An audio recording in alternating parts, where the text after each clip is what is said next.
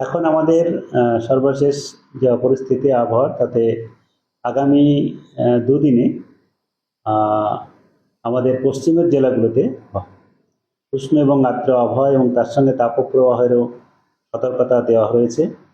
যেমন আমাদের গত দুদিন ধরে দেওয়া হচ্ছিল, আগামী আজকে এবং আগামীকাল পর্যন্ত এই তাপপ্রবাহের সতর্কতা পশ্চিম বর্ধমান, বীরভূম এবং বাঁকুড়া এই তিনটি জেলাতে দেওয়া রয়েছে।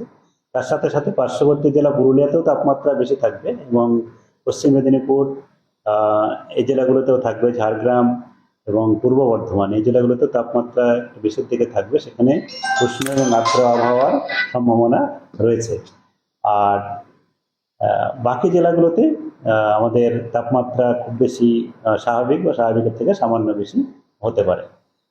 আর এখন আমাদের কালকে যেহেতু নির্বাচন রয়েছে, জন্যই আমি এটা আগে আপনার বললাম যে আগামীকালের তাপমাত্রার থাকবে। বৃষ্টিপাত যেটা রয়েছে, বৃষ্টিপাতের সম্ভাবনা দক্ষিণবঙ্গে আগামী দুদিনে তেমন নেই বললেই চলে, তবে স্থানীয়ভাবে এক দু জায়গায় হালকা থেকে মাঝারি বৃষ্টিপাত হতে পারে বজ্রবিস্ফোরক মেঘ সঞ্চার হয়ে, সেটা স্থানীয়ভাবে হওয়ার সম্ভাবনাই বেশি। তবে বেশিরভাগ জায়গাতেই শুষ্ক আবহাওয়া থাকার সম্ভাবনা রয়েছে আগামী দুদিন, আজ এবং কাল।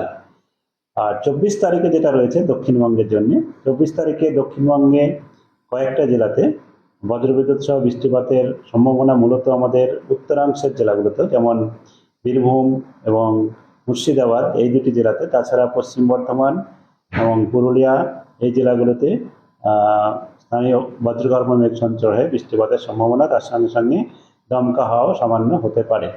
তবে 25 তারিখ থেকে আরও 25 থেকে 27 এই সময় বা 28 পর্যন্ত আমাদের দক্ষিণবঙ্গের বেশিরভাগ জেলাতেই বজ্রবিদ্যুৎ সহ বৃষ্টিপাতের সম্ভাবনা বিক্ষিপ্ত হবে হওয়ার সম্ভাবনা রয়েছে। আমরা বজ্রবিদ্যুৎ সহ বৃষ্টিপাত